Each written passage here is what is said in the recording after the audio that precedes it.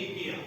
یہاں پر خداوند یسوع مسیح نے جب بھیڑ کو دیکھا، لوگوں کو دیکھا، تو خداوند یسوع مسیح نے خدا کا کلام بیان کرتا ہے کہ روٹی لی، شکر کیا اور کہا کہ ان کو بانٹ دو. اسی طرح مچھلی کو لیا اور کہا ان کو بانٹ دو. اور یوحنا اپنے اس انجیلی بیان میں کہتا ہے کہ 5000 لوگوں نے روٹی کھائی. لیکن علماء کہتے ہیں کہ یہ تعداد تقریباً 12000 کے قریب تھی، کیونکہ یہودی لوگ عورتوں اور بچوں کی گنتی نہیں کرتے، وہ صرف بالغ لوگوں کی گنتی کرتے تھے، جس کا یہاں پہ بیان کیا گیا ہے کہ 5000 لوگوں نے وہاں پہ روٹی کھائی، سیر ہوئے.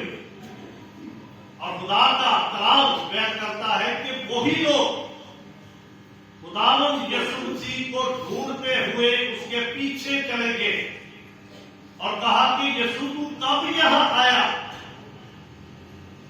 تب یسوع مسیح کے پیچھے جو لوگ جاتے تھے ان میں سارے یسوع پر ایمان نہیں رکھتے تھے. ان میں کچھ ایسے لوگ تھے جو تماشا دیکھنے کے لیے جاتے تھے، کچھ ایسے تھے جنہوں نے روٹی کھائی اور روٹی کھانے کے لیے اس کے پیچھے چلے گئے کہ فارغ رہنا بڑا اچھا ہے، اس کو روٹی بھی دیتا ویلے دو. وہ یسوع کے پاس جا کر کہتے جو فارغ تھے، جن کو کوئی کام نہیں تھا، تو کب یہاں؟ بڑی تدبیر کے ساتھ اسے کہتے نہیں، آپ تو تجھے ڈھونڈ رہے ہیں. اب یسوع دنوں اور مردوں کو جانتے بات تو نے کہا اس لیے نہیں میرے پیچھے آئے کہ مجھ پر ایمان رکھے. روٹی کھائی ہے کل تم لوگوں نے، اس لیے تم لوگ یہاں پر میرے پیچھے آئے. اور ان لوگوں کو جو فارغ لوگ ہیں، جو فارغ رہنا چاہتے ہیں، جو ویلے رہنا چاہتے ہیں، ان کو یسوع کہتا ہے فانی خوراک کے لیے محنت نہ. یہ وہ خوراک ہے جو ہر روز انسان کھاتا. تو پھر فارغ ویلے لوگ تو کہیں گے یسوع نے کہا کہ فانی خوراک کے لیے محنت نہ کرو، میں تو نہیں کرنی چاہیے، یسوع کو یہ خوراک ہمیں دینی چاہیے. جب خداوند یسوع مسیح یہاں پہ بات کرتے ہیں تو متی کی انجیل کا جو 6واں باب ہے، جس میں خداوند یسوع مسیح کہتے ہیں فکر نہ کرو. اب لوگوں کی فکر کیا ہے؟ کیا کھائیں، کیا پیئیں اور کیا پہنیں، یہی فکر ہے نا انسان. اب خداوند یسوع مسیح نے کہا کہ فکر نہ کرو. اب یسوع نے، میں نے جمعے کے روز بیان کیا اسی بات کو کہ فکر نہ کرو. اب خداوند یسوع مسیح کہتے ہیں ہوا کے پرندوں کو دیکھو، نہ ہوتے ہیں. یہ پھر بات جو فارغ رہنا چاہتے ہیں، ویلے رہنا چاہتے ہیں، ان کے حق میں جائے گی. تھی یسوع کہتے ہیں ان ہوا کے پرندوں کو دیکھو، نہ ہوتے ہیں نہ کاٹتے ہیں. لیکن یہ بات نہیں، بات یہ ہے کہ خداوند یسوع مسیح نے کہا کہ ان ہوا کے پرندوں کو دیکھو، وہ اپنے گھونسلوں سے نکلتے ہیں. جہاں پر خدا نے لوگوں کو تیار کیا ہوتا ہے، وہاں سے جا کر اپنے لیے خوراک تلاش کر لیتے ہیں. اب خدا نے تو انسان کو فارغ رہنے کے لیے بنایا، کوئی کام تو خدا نے انسان کے سپرد نہیں کیا. جب ہم پیدائش کی کتاب کو پڑھتے ہیں، سارا دن فارغ، نیند آتی تھی سو جاتا تھا، بھوک لگتی تھی پھل کھا لیتا تھا، سبزیاں کھا لیتا تھا. خدا نے نگہبان بنایا باغ عدن کا، بڑے زبردست پھل وہاں پہ، ہر جاندار، دیکھنے والا، چلنے والا، اڑنے والا، سارے انسان کے قبضے میں.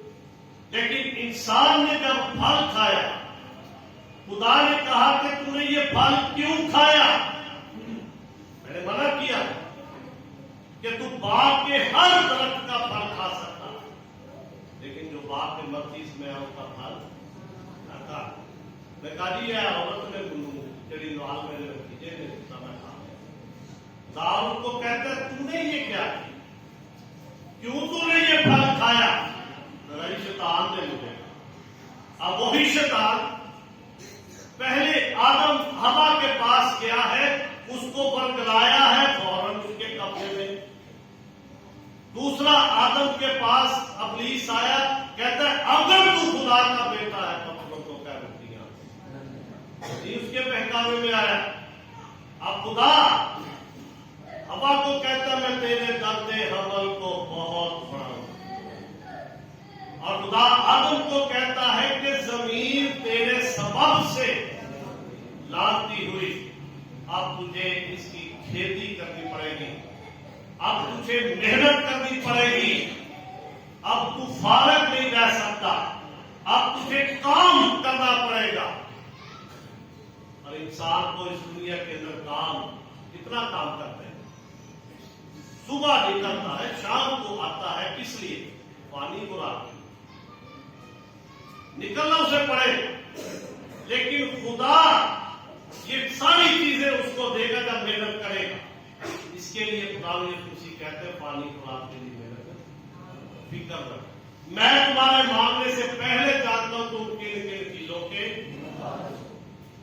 ان چیزوں کی تلاش میں غیر قوم کے لوگ ہیں. اس کے لیے ہماری بڑی محنت ہے, اس کے لیے ہم بڑی فکر کرتے ہیں.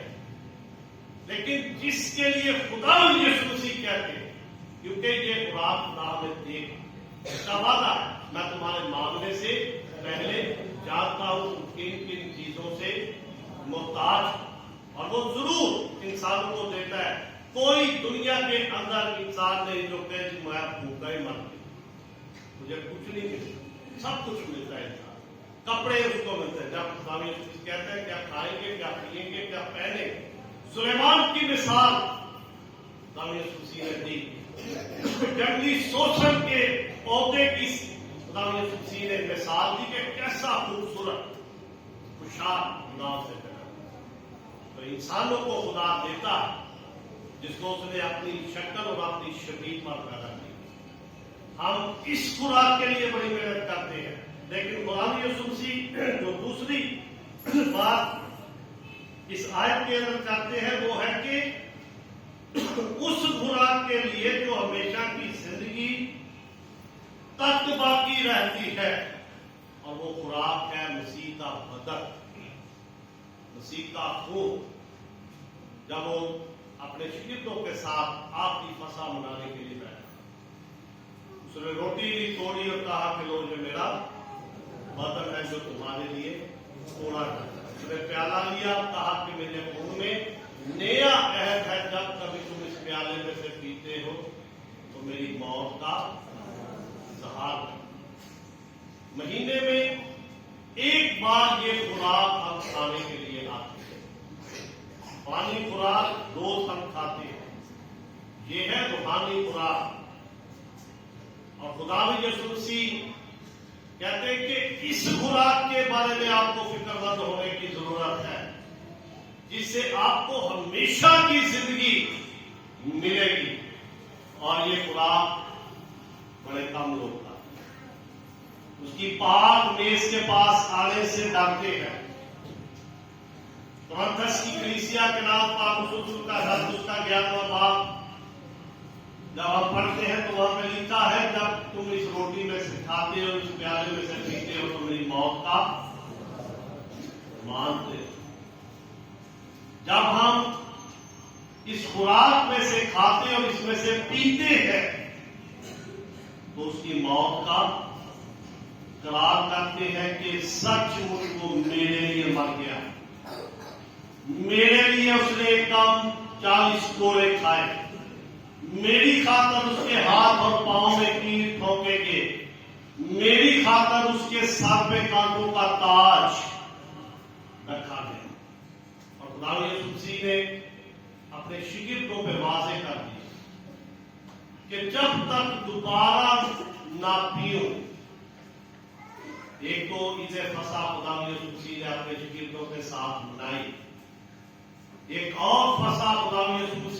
آئیں گے، وہ نئی دنیا ہوگی، نئے لوگ ہوں گے، تبدیل شدہ لوگ، نیا آسمان، نئی زمین، اور وہاں پر روحانی لوگ جو خدا سے ڈرتے ہوں، جو خدا کے حکموں کو اس دنیا میں مانتے ہیں اور اگلے جہان میں اس کے ساتھ ہوں گے۔